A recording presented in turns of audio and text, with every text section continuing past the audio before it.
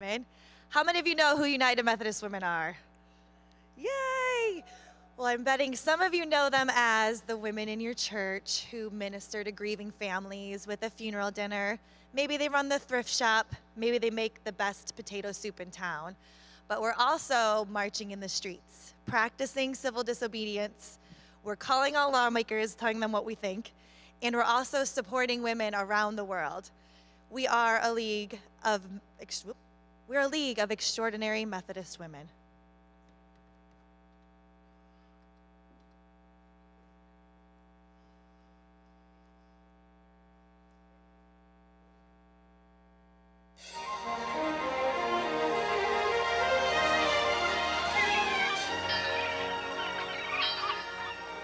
In 1869, Methodist missionaries and their wives had returned home from India.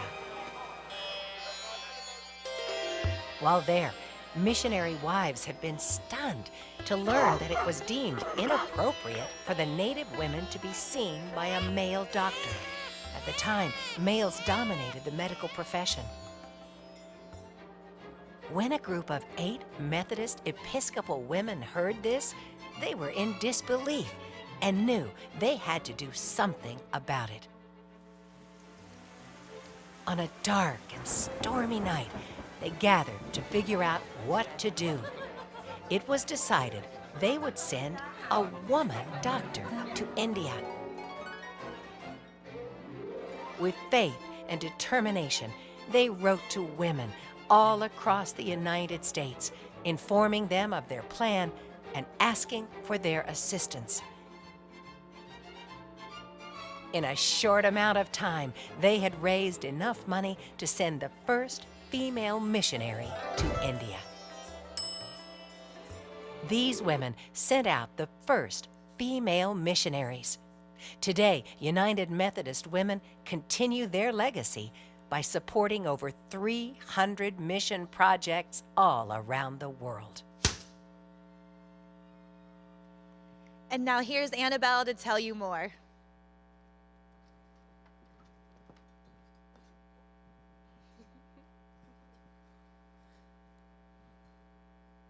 Hello.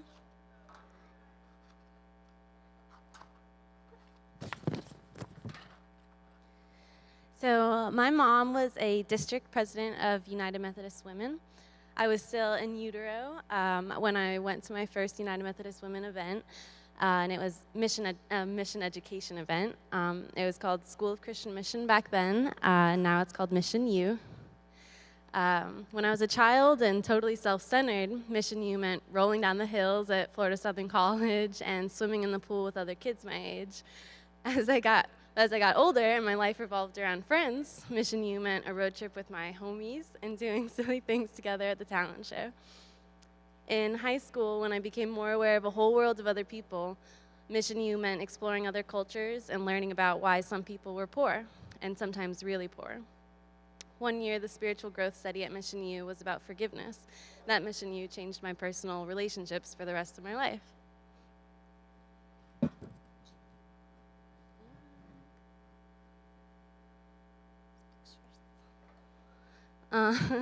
There's pictures, but it's okay.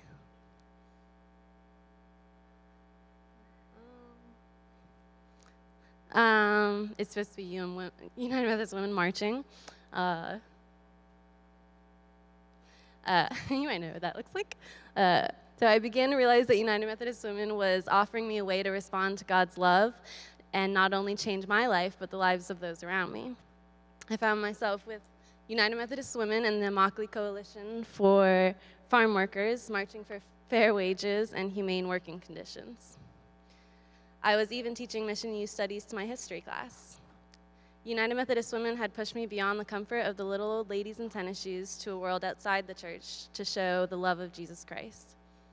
With United Methodist Women behind you and teaching you, you have the confidence to go forth and preach the gospel.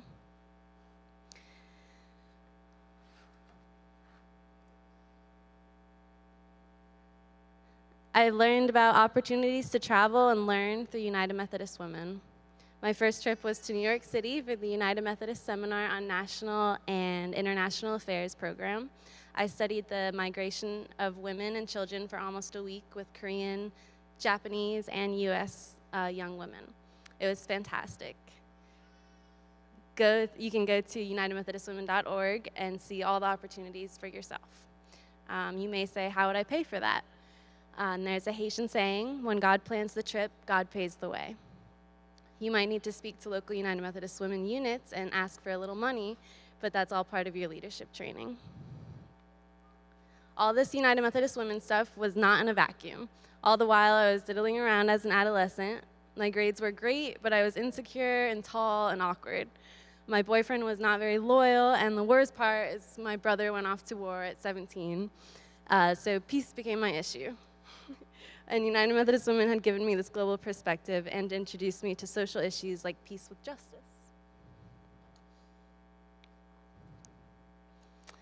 Next thing I knew, I had been accepted by United Methodist Women to go to Japan to the 66th anniversary of the bombing of Hiroshima to study peace with other college women. This was the summer before I entered college, and honestly, United Methodist Women activities were the best part of my resume. Today, I am a member of the United Methodist Women's National Program Advisory Group, which is such an honor. Serving on a board to an organization that is so influential in a mission-giving way, so global, godly, loving, and productive. For the last 6 months, I've been planning to go to South Korea with the Mary Scranton Young Women's Leadership Center for a peace seminar.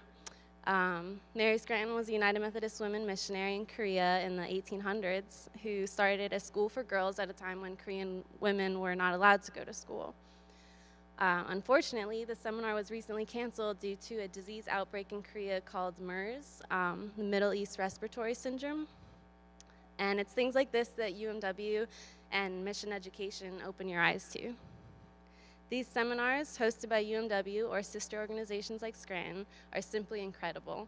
You learn so much about the world and yourself, too.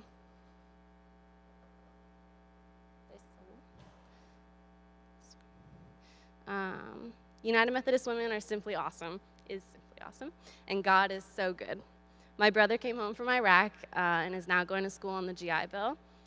And I'm convinced with organizations like United Methodist Women, someday our brothers and sisters will go to war no more. Yes, in the 21st century, women still need to organize for mission. And that's why I'm a member of the United Methodist Women. And you should be too.